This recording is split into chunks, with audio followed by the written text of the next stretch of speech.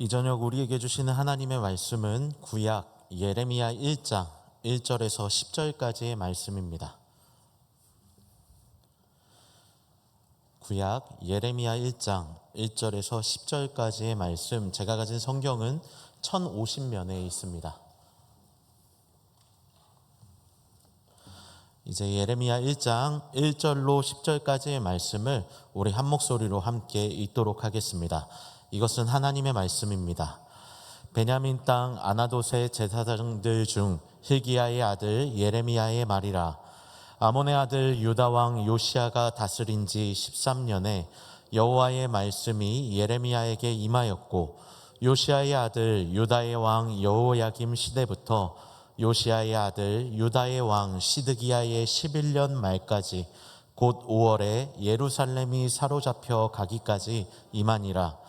여호와의 말씀이 내게 임하니라. 이르시되 내가 너를 모태에 짓기 전에 너를 알았고, 내가 배에서 나오기 전에 너를 성별하였고, 너를 여러 나라의 선지자로 세웠노라 하시기로, 내가 이르되 슬프도소이다 주 여호와여 보소서 나는 아이라 말할 줄을 알지 못하나이다 하니, 여호와께서 내게 이르시되 너는 아이라 말하지 말고 내가 너를 누구에게 보내든지 너는 가며 내가 내게 무엇을 명령하든지 너는 말할지니라.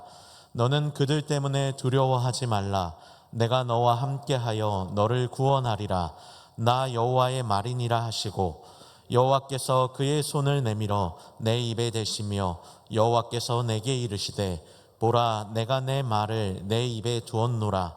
보라 내가 오늘 너를 여러 나라와 여러 왕국 위에 세워 내가 그것들을 뽑고 파괴하며 파멸하고 넘어뜨리며 건설하고 심게 하였느니라 하시니라. 아멘. 이 저녁 우리가 살펴볼 본문은요, 구약 예언서 중에 한 권인 예레미야입니다. 눈물의 선지자라는 별명을 가진 예레미야는요, 요시야 왕 13년부터 부름받아 유다의 마지막 왕이었던 시드기야 왕 그 시대까지 함께하며 남유다의 멸망을 목도했던 예언자였습니다. 하나님을 떠난 시대, 거짓 예언자들이 활동하는 시대 속에서 남유다의 죄악에 대해, 하나님의 심판에 대해서 선포했고 회개하라라는 메시지를 전하였던 예언자, 그가 바로 예레미야입니다. 하지만 하나님의 말씀을 떠났던 남유다의 백성들은요, 이런 심판과 회개의 메시지를 전하는 예레미야의 예언이 결코 좋게 들리지는 않았습니다. 당연하게 예레미야를 향해 공격하기 시작했습니다. 예레미야서를 이렇게 쭉 읽다 보면요, 그가 자신이 전한 하나님의 말씀으로 인해 얼마나 많은 핍박을 받게 되었는지 확인해 볼 수 있습니다. 먼저는 예레미야 가장 근거리에 있었던 가족들로부터 따돌림을 당하였고요, 고향 사람들은 자기 고향의 명예를 더럽힌다며 예레미야를 죽이려고 하였습니다. 그 외에도 무수한 살해 위협을 받았지요. 성전 제사장들은 예레미야를 잡아 폭행했고, 거짓 예언자들은 예레미야가 가짜라고, 잘못된 예언자라고 참소하였습니다.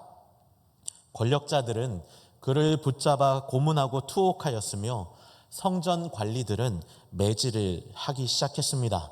심지어 예레미야는 경호대 뜰과 구덩이에 갇히기까지 했습니다. 사람들의 조롱거리가 되기도 했고 고소와 모함도 당하였습니다.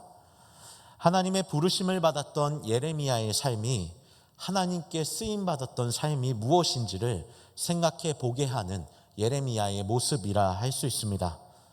물론 오늘날 이 예레미야의 삶이 그대로 적용하기에는 참 어려운 부분이 많습니다. 시대와 문화의 차이가 있기 때문입니다. 그러나 우리의 삶 속에서도 하나님을 믿으며 어떻게 살아가야 할지를 보여주는 중요한 예언자이기에 오늘 이 예레미야의 삶을 살펴보고자 합니다. 말씀을 통해 찾아오는 예레미야의 삶, 그리고 하나님의 말씀을 살펴보며 이제 삶의 자리로 나아가는 우리의 소명을 점검해 볼 수 있는 귀한 이 저녁 예배의 시간 되길 바랍니다. 대부분의 성경이 그러하듯 이 예언자, 이 예레미야를 이해하기 위해 필요한 것이 있습니다. 말씀이 선포될 당시의 상황, 그리고 예레미야에 대한 정보입니다. 친절하게도 예레미야서는요, 이에 대해서 굉장히 자세히 기록하고 있습니다. 예레미야 1장 1절에서 3절까지의 말씀, 우리 다시 한번 한 목소리로 읽어보겠습니다. 베냐민 땅 아나돗의 제사장들 중 hil기야의 아들 예레미야의 말이라. 아몬의 아들 유다 왕 요시야가 다스린 지 13년에 여호와의 말씀이 예레미야에게 임하였고, 요시야의 아들 유다의 왕 여호야김 시대부터 요시야의 아들 유다의 왕 시드기야의 11년 말까지 곧 5월에 예루살렘이 사로잡혀 가기까지 임하니라. 아멘. 이 본문을 살펴보면요, 예레미야의 배경에 대한 정보를 우리에게 보여주고 있음을 확인할 수 있습니다. 먼저 예레미야는요, 베냐민 땅 아나돗이라고 하는 지역의 사람입니다. 여러분, 이 아나돗은 예루살렘으로부터 북동쪽에 한 4에서 5km 떨어진 위치에 있는 도시입니다. 베냐민 지파의 땅이죠. 특히 이 아나돗은요, 레위인들에게 제공된 성읍 중에 하나였다고 합니다. 여호수아서를 통해 확인해 볼 수 있듯이 레위 지파는 땅을 분배받지 않았습니다. 그러다 보니 이 레위 지파가 각 지역에 여러 군데 흩어져서 살게 되었는데요, 레위 지파 중에 고앗 자손 혹은 아론 자손들이 이 아나돗에 살았을 거라고 성서학자들은 이야기하고 있습니다. 첫 번째 예레미야에 대한 단서, 그가 레위 지파의 후손이라는 것입니다. 이 예레미야에 대한 두 번째 단서가 또 나옵니다. 그가 제사장 가문이라는 것이죠. 레위 지파가 제사장 가문이 지파기 때문에 당연하다 생각할 수 있겠지만, 특별히 이 아나돗에 거했던 제사장 가문이 있습니다. 이 가문을 알기 위해선 다윗의 통치 시절로 좀 거슬러 올라가야 합니다. 다윗이 통치하던 시대에 다윗이 죽고 난 이후 왕권을 두고 누가 왕이 될 것인지 아들들이 서로 다툰 적이 있습니다. 왜냐하면 다윗에게 참 많은 아들들이 있었기 때문에 그렇습니다. 그 아들들 중에 다윗과 핫깃 사이에 태어난 아들 아도니아라는 아들이 있었는데요, 이 아도니아는 자신이 왕이 되기 위해서 왕권을 탐내며 반란을 일으키게 됩니다. 물론 홀로 행한 것은 아니었습니다. 자신의 지지자였던 요압과 대제사장 아비아달과 함께 반역을 하게 됩니다. 하지만 이 반역은요, 솔로몬이 왕에 즉위하자마자 실패로 돌아가게 됩니다. 여러분, 만약 여러분이 솔로몬이라고 한다면 이 아도니아를 따랐던 사람들 어떻게 하시겠나요? 솔로몬은 당연히 아도니아의 편을 들었던 제사장 아비아달을 파면하고 그의 고향으로 보내버리게 됩니다. 이 아비아달의 고향이 어디냐면 바로 아나돗입니다. 그는 다윗 시대의 사독과 더불어 제사장직을 감당했던 굉장한 인물이었지만 잘못된 선택으로 인해서 고향 아나돗으로 자천되게 됩니다. 사실 아비아달은요, 열왕기상 2장 27절을 통해 살펴보게 되면 다윗의 성전이 세워지기 전에 사용되었던 실로의 제사장 엘리의 후손임을 확인할 수 있습니다. 사사시대에 언약궤를 모셔두었던 실로 성소의 전통을 이어갔던 인물, 중요한 역할을 감당했던 인물, 그가 바로 아비아달이었습니다.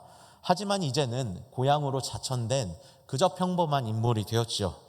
정리하면 아나돗에 있는 예레미야는 제사장 출신이었던 아비아달의 후손일 거라고 생각해 볼 수 있는 겁니다. 그래서 예레미야에 대해 설명할 때 제사장들 중 hil기야의 아들이다 라는 표현이 기록되어 있는 것이죠. 이런 배경을 가진 예레미야를 부르신 하나님께서는 그를 향해 이렇게 선포하고 계십니다. 예레미야서 1장 5절의 말씀, 우리 다시 한번 한 목소리로 읽어보겠습니다.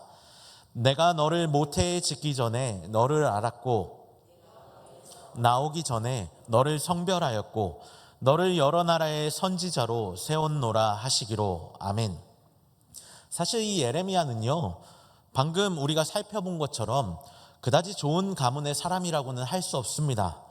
물론 솔로몬 이전 시대라고 한다면 그의 가문이 굉장하다 표현할 수 있겠지만, 이제는 몰락한 제사장 가문의 평범한 사람에 불과합니다.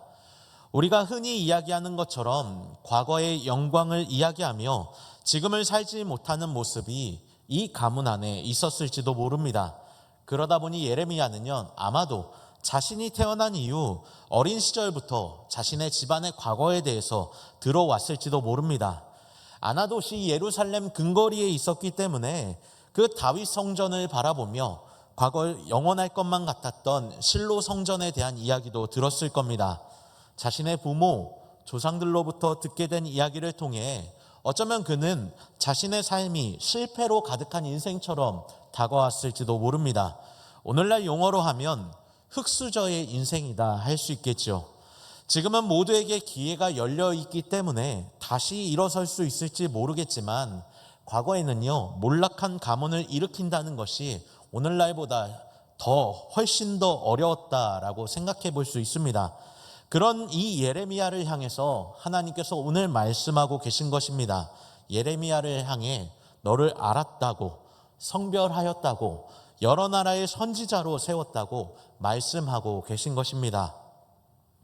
먼저 이 본문에 등장한 알다라는 단어는요, 단순히 우리가 머리로만 아는 단어를 뜻하지 않습니다.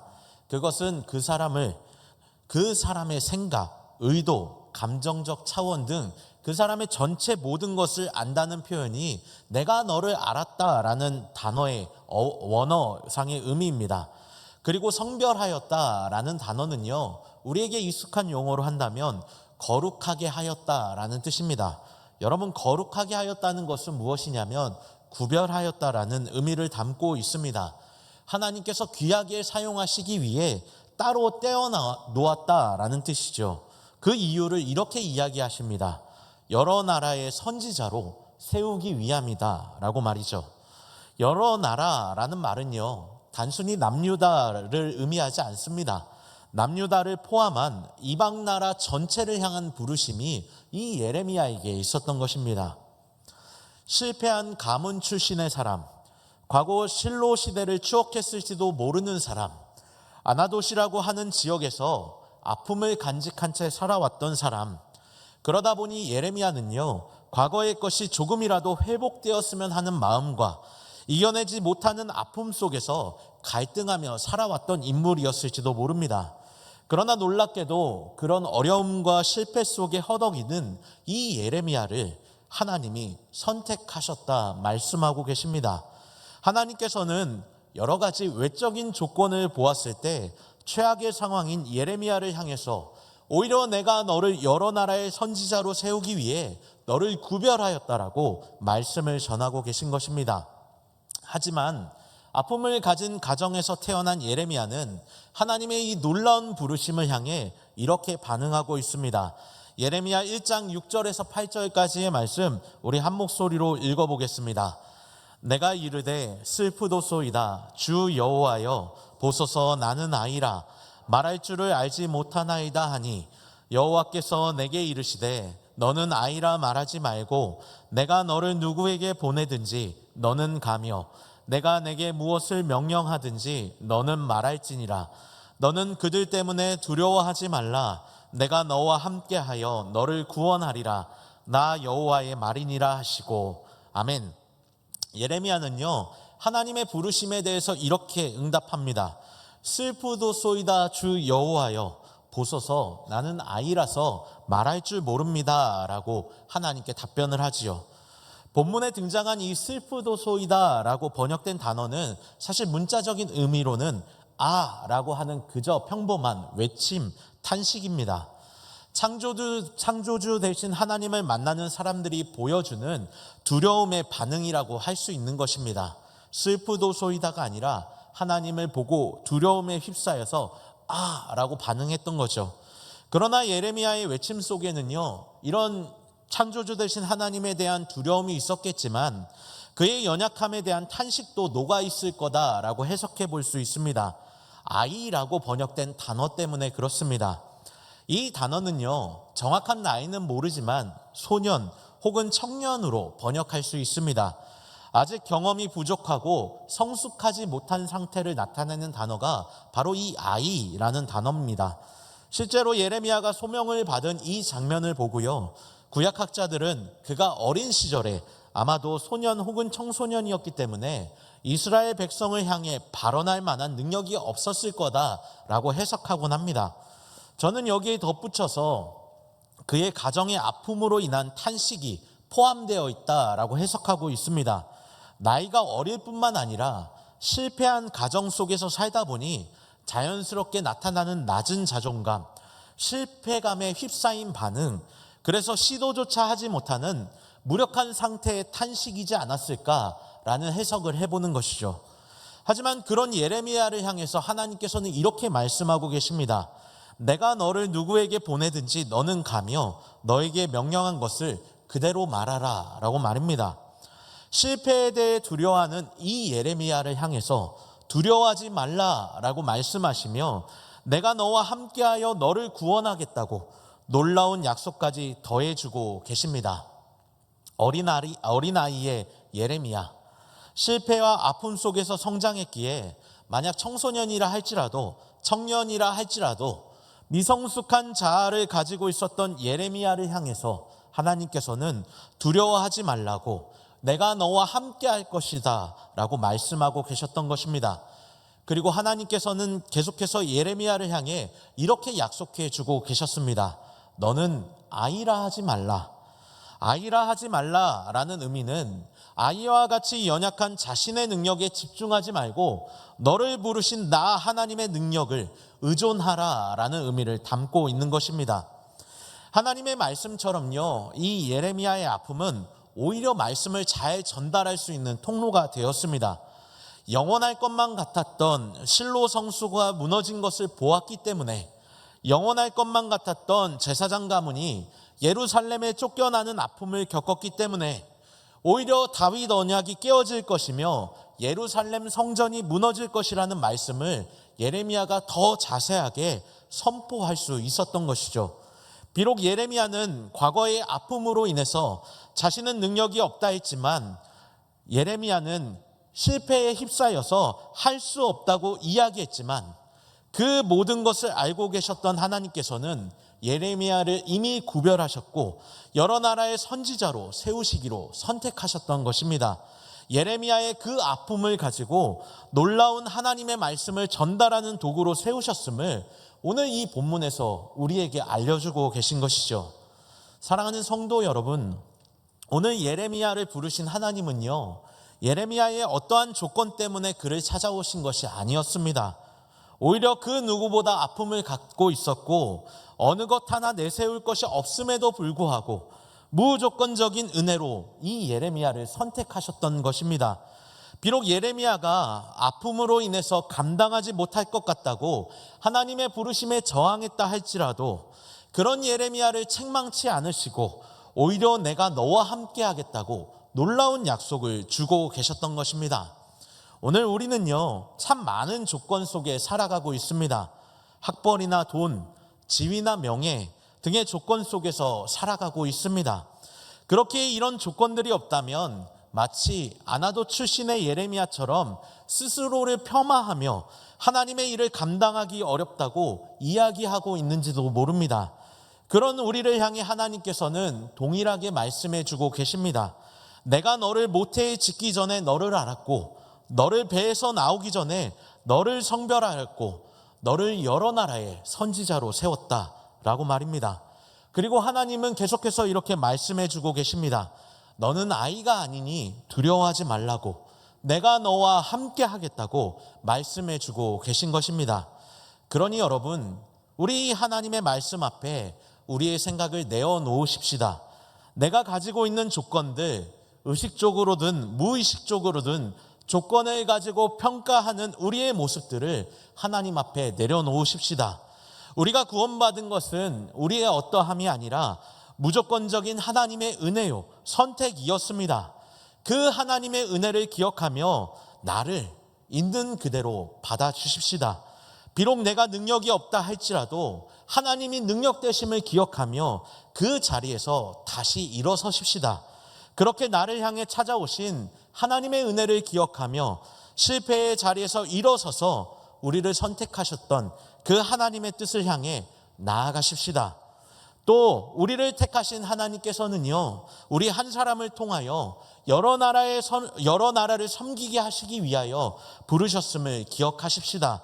조건만을 외치는 시대 속에 나 한 사람이 또 내 옆에 있는 한 영혼이 얼마나 귀한지를 전하시기 위해 세우셨던 것입니다.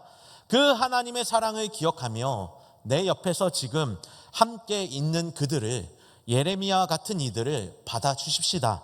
삶에서 치열하게 살아가고 있지만 어려움 속에 놓여 있는 우리의 가족과 이웃들, 그리고 교우들을 그렇게 하나님처럼 품어 주십시다. 우리가 먼저 경험한 하나님의 따뜻한 품을 우리 또한 내어 주십시다. 그것이 예레미야를 부르신 하나님의 소명이며 우리를 향한 소명임을 기억하며 살아가십시다. 우리가 그렇게 하나님의 품을 전할 때에 우리를 통하여 다른 예레미야가 일어서게 될 것이며 주님의 놀라운 역사가 펼쳐져 갈 것임을 기억하고 나아가는 여러분 되시기를 주님의 이름으로 축복합니다. 아픔을 가진 예레미야를 택한 이 하나님의 사랑, 참으로 놀랍다 할 수 있지만 여전히 예레미야의 마음속에는요, 두려움이 있었을 것입니다. 그런 예레미야를 자세히 알고 계셨던 하나님께서는 아주 상세하게 또 다른 약속을 주고 계십니다. 예레미야 1장 9절에서 10절까지의 말씀 우리 한 목소리로 읽어보겠습니다. 여호와께서 그의 손을 내밀어 내 입에 대시며 여호와께서 내게 이르시되 보라, 내가 내 말을 내 입에 두었노라. 보라, 내가 오늘 너를 여러 나라와 내가 그것들을 뽑고 파괴하며 파멸하고 넘어뜨리며 건설하고 심게 하였느니라 하시니라. 아멘. 하나님께서는요, 두려워하고 있는 예레미야를 향해 계속해서 말씀을 이어가십니다. 특별히 하나님의 손을 예레미야의 입에 갖다 대시며 말씀하신 것입니다.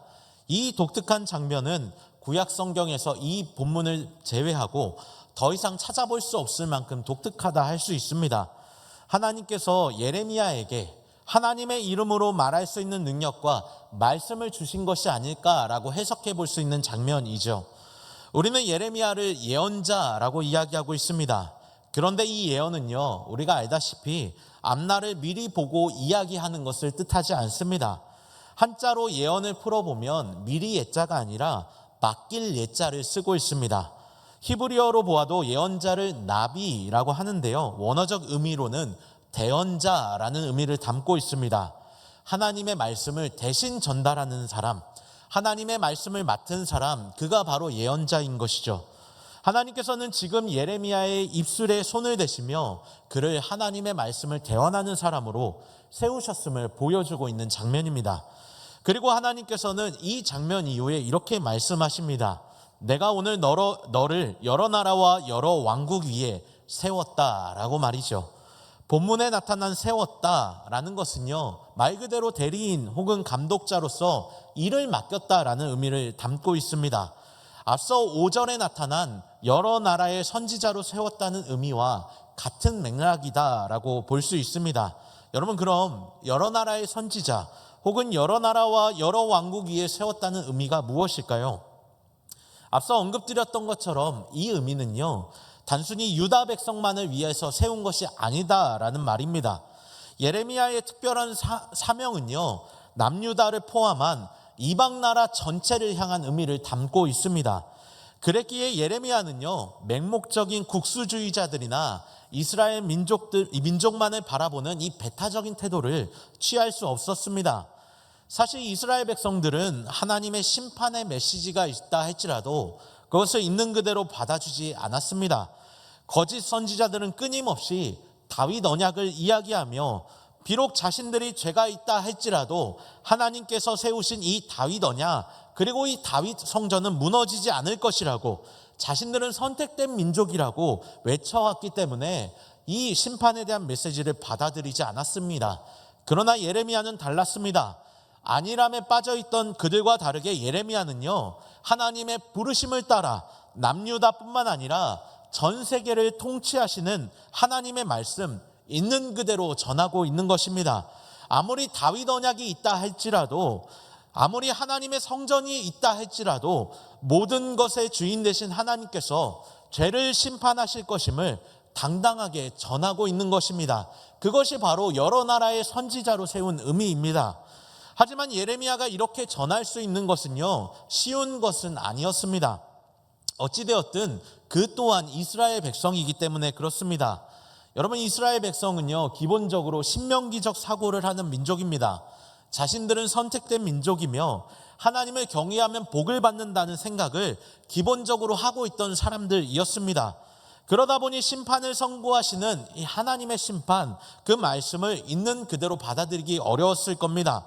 선민을 심판하시는 하나님이 예레미야와 이들에게 와닿지 않았기 때문입니다. 그러나 하나님은 예레미야를 여러 나라의 선지자로 부르심과 동시에 그의 소명을 아주 분명하게 말씀해 주셨습니다. 10절 후반부의 말씀, 내가 그것들을 뽑고 파괴하며 파멸하고 넘어뜨리며 건설하고 심게 하였느니라 라는 말씀을 통해 알려주신 것입니다. 예레미야가 받은 이 소명, 뽑고 파괴하며 파멸하고 넘어뜨리며, 발음하기 참 어렵습니다. 건설하고 심게 하는 사명, 실제로 이 하나님의 소명은요, 예레미야서의 중간중간 주요 길목들마다 등장하는 문구이기도 합니다. 대표적인 구절을 한번 살펴볼 텐데요, 악한 이웃에 대해 선포한 하나님의 말씀입니다. 예레미야 12장 14절로 17절까지의 말씀, 우리 한 목소리로 한번 읽어보겠습니다. 내가 내 백성 이스라엘에게 소유에 손을 대는 나의 모든 악한 이웃에 대하여 여호와께서 이와 같이 말씀하시니라. 보라, 내가 그들을 그 땅에서 뽑아버리겠고 유다 집을 그들 가운데서 뽑아내리라. 내가 그들을 뽑아낸 후에 내가 돌이켜 그들을 불쌍히 여겨서 각 사람을 그들의 기업으로 각 사람을 그 땅으로 다시 인도하리니 그들이 내 백성의 도를 부지런히 배우며 살아있는 여호와라는 내 이름으로 맹세하기를, 자기들이 내 백성을 가르쳐 바알로 맹세하게 한 것 같이 하면 그들이 내 백성 가운데에 세움을 입으려니와 그들이 순종하지 아니하면 내가 반드시 그 나라를 뽑으리라, 뽑아 멸하리라. 여호와의 말씀이니라. 아멘. 이 외에도 예레미야 중간중간마다 이와 비슷한 메시지가 계속해서 선포되고 있습니다. 이 무서운 심판의 말씀만이 부르심이라고 한다면 예레미야는 참으로 고통스러웠을 겁니다. 그러나 하나님의 부르심은 심판에만 멈춰 있지 않습니다. 건설하고 심게 하는 소명이 있었기 때문입니다. 방금 읽었던 10절 말씀, 뽑고 심는다고 하는 것은요, 예레미야의 소명이라고 하는 것은요, 죄에 대한 심판뿐만 아니라 동시에 새로운 언약으로의 초대임을 보여주고 있는 것입니다. 사실 하나님의 심판은요, 심판 자체에만 목적이 있지 않습니다. 오히려 죄에 대하여, 잘못한 것에 대하여 심판하시고 뽑아내시고 새로운 사랑과 희망으로 다시 세우고자 하시는 하나님의 특별한 사랑이 담겨 있기 때문에 그렇습니다. 제게 사랑하는 아들이 있습니다. 벌써 27개월이 됐습니다. 제 아들이요, 요새 밥을 먹을 때 참 까칠한 모습을 보여줄 때가 있습니다. 어린이집에서 간식을 먹고 오면요, 엄마가 해준 밥을 먹지 않는 겁니다. 그리고 제가 집에 늦게 가는 날이 많은데 간혹 일찍 집에 가서 저녁 식사 시간 그 타이밍에 들어가면 오랜만에 일찍 온 아빠랑 놀고 싶어서 엄마가 해준 밥 먹지 않고 의자에서 내려오겠다고 칭얼거릴 때가 참 많습니다. 아내는요, 더운 여름에 아들을 위해서 열심히 국도 끓이고 먹을 것도 준비해 줬는데 아들이 그걸 먹지 않고 놀겠다고 하니 얼마나 속상할지 여기 계신 어머님들은 아마 다들 아실 겁니다. 하루는요, 제 아들이 아직 어리기 때문에 명확하게 잘못을 인지하지 못하는 상황 속에서 배부르다고 엄마가 퍼준 그 숟가락에 있는 음식을 손으로 짚고 바닥에 던진 적이 있습니다. 27개월이에요. 오해하시면 안 됩니다. 제가 그 타이밍에 도착했는데요, 순간 묘한 기류가 흘렀습니다. 살기라고 하죠. 제 아내가 분노를 말로 표현하지 않았지만 그 미묘한 공기의 흐름을 느꼈습니다. 이윽고 제 아내는 아들을 향해 그럼 밥 먹지 말라고 내려가라고 하며 아들을 혼냈습니다. 그러나 아무리 감정을 제 아내가 감추었다 한들 제 아들이 그 감정 모르진 않을 겁니다. 저도 그 살기에 짓눌려 아무 말도 하지 않고 옆에 의자에 앉아서 조용히 밥을 먹었고, 제 아들은요, 거실 한켠 구석에 가서 엄마 눈치를 보며 앉아 있었습니다. 약간의 시간이 지나자 제 아내가 아들에게 다가가 엄마가 왜 화를 냈는지 이야기해 주었고, 싫어해서 그런 것이 아니라고, 로이 너도 먹기 싫어서 그런 건 아니지 라고 다독이며 이야기를 해 주었습니다. 그러자 제 아들이 이렇게 이야기하더라고요. 27개월인데 말을 곧잘 합니다. 엄마, 다음에 아빠랑 같이 먹자. 깎아 먹어서 배불러서 안 먹고 싶었어요. 이렇게 얘기했어요. 놀랍죠? 27개월입니다. 그런 아들이 얼마나 사랑스러웠는지 저도 같이 안아주면서 함께 밥 먹자고 약속을 했습니다. 아내가 아들을 향해 밥을 먹지 못하게 하고 의자에서 내려놓는 행위, 그리고 혼자 눈치 보는 아들을 잠시 내버려둔 행위는 제 아들에게 있어서는 뽑고 파괴하고 파멸하고 넘어뜨리는 행위였을 겁니다. 그러나 그것이 제 아내의 목적은 아니었죠. 엄마의 사랑을 다시 표현함으로 아들을 건강하게 만들기 위한, 또 잘 양육하기 위한 표현이 바로 이 목적이었던 겁니다. 비단 예레미야에게 있어서 하나님의 메시지는요, 남유다와 열방을 향한 이 심판에만 국한되지 않습니다. 설교자들이 흔히 이야기하는 것이 있습니다. 그 설교의 1차 청자는 설교자 자신이라는 이야기입니다. 예레미야도 마찬가지였습니다. 자신이 가지고 있었던 하나님으로부터 멀어진 것에 대해 뽑고 파괴하며 파멸하고 넘어뜨리는 작업을 가장 먼저 해야 했습니다. 앞서 언급한 것처럼 예레미야는요, 실패한 가문 출신의 사람이었습니다. 낮은 자존감이 있었을지도 모르고 연약한 내면이 있었을지도 모릅니다. 실패에 휩싸여 하나님을 신뢰하지 못하는 그런 마음 또한 있었을 겁니다. 그런 온갖 부정적인 생각들, 하나님을 원망하는 생각들, 자신의 아픔에 갇혔던 생각들을 예레미야가 먼저 감당해야 했습니다. 그러나 이내 예레미야는 그것이 하나님의 참뜻이 아님을 발견하였습니다. 비록 자신이 실패한 인생이었고 넘어진 인생이라 할지라도 그런 자신을 선택하신 하나님, 그런 자신을 아셨던 하나님께서 여러 나라의 선지자로 세우시며 찾아오셨기에, 소명을 주셨기에 그는 하나님의 진짜 마음을 알게 되었던 겁니다.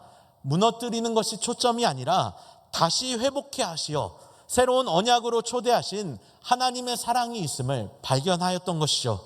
그렇게 회복된 예레미야는요, 비록 말할 수 없을 만큼 고통당한다 할지라도 하나님의 말씀을 남유다 백성들을 향해 온전히 선포할 수 있었습니다. 하나님의 마음을 알았기 때문에 눈물을 흘리며 그들을 향해 제발 돌아오라고, 회개하라고, 다시 일어서라고, 하나님이 함께 하실 테니 죄를 청산하고 일어서라고 선포할 수 있었던 겁니다. 사랑하는 성도 여러분, 이것이 예레미야의 소명이었습니다. 예레미야의 소명은요, 하나님의 사랑으로 자신의 생각을 먼저 바꾸는 것이었습니다. 하나님의 사랑으로 깨어져서 하나님의 마음을 있는 그대로 전하고 같이 아파하는 것, 그것이 소명이었습니다. 비록 자신이 고통당한다 할지라도 하나님의 사랑을 있는 그대로 전하는 것, 때론 그렇게 전하는 것으로 인해서 조롱당한다 할지라도, 괴로움에 처한다 할지라도 먼저 눈물 흘리며 기다리고 계시는 하나님이 계심을 전해주는 것, 그것이 바로 예레미야의 소명이었던 겁니다. 그러니 여러분, 그 하나님의 사랑 앞에 나아가십시다. 하나님을 향한 오해, 하나님 앞에 부끄러운 죄들, 하나님 앞에 내어놓기 힘든 그 모든 것들을 하나님 앞에 나아가 무릎 꿇고 뽑고 파괴하며 파멸하고 넘어뜨리게 될 수 있게 되길 바랍니다. 그것은 우리를 망하게 하는 것이 아니라 오히려 새롭게 건설하고 심게 하려는 하나님의 진짜 사랑임을 기억하며 나아갈 수 있게 되길 바랍니다. 그리고 그렇게 하나님의 마음으로 우리의 생각이 변화되기 시작할 때 이제 우리 주변을 향해 나아가 그 하나님의 사랑을 전할 수 있게 되길 바랍니다. 비록 우리를 향해 조롱의 소리가 있다 할지라도, 때로는 그것 때문에 손해를 본다 할지라도 하나님의 마음이 어떠한지 알았으니, 그리고 그 마음을 경험했으니 우리 또한 예레미야처럼 담대하게 우리의 일상을 향해 나아가십시다. 뽑고 파괴하며 파멸하고 넘어뜨리고 건설하고 심게 하는 그 사명을 이루어 가십시다. 무너져 있는 우리 주변을 향해 잘못된 것을 하나님의 말씀으로, 하나님의 마음으로 변화시켜 새롭게 하는 그 사명을 이루어 가십시다. 그것이 예레미야의 소명일 뿐만 아니라 우리의 소명임을 기억하며 나아가시길 바랍니다. 이제 말씀을 정리하겠습니다. 이제 우리는요, 오늘 하루의 모든 일정을 마무리하고 삶의 자리로 나아갈 것입니다. 우리가 내딛는 삶은 오늘 하루처럼 편하게 교제하고 섬겼던 삶과는 다르게 치열하게 살아가야 할 삶의 자리라고 할 수 있습니다. 비록 그것이 우리를 힘들게 한다 할지라도 바로 그것이 우리의 소명의 자리임을 기억하며 예레미야의 이 소명을 붙잡고 나아갈 수 있게 되길 바랍니다. 우리 모두가 아픔을 위로하며 무조건적으로 우리 주변을 품어주기 시작할 때 우리 주변을 향해 하나님의 마음을 가지고 나아가서 주님 보시기에 잘못된 것들을 뽑아내고 새롭게 세워갈 때, 하나님의 사랑을 온전히 전해 나갈 때 그런 우리를 통해 놀라운 하나님의 역사가 펼쳐져 가게 됨을 기억하며 나아가시길 바랍니다.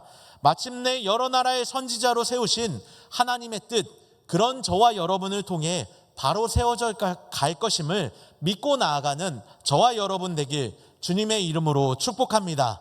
함께 기도하겠습니다. 사랑이 많으신 하나님 우리 아버지, 아무런 조건 없이 저희를 선택하시고 구원하신 주님, 저희의 모든 것이 하나님의 은혜임을 고백하오니 저희의 고백을 기쁘게 받아 주옵소서.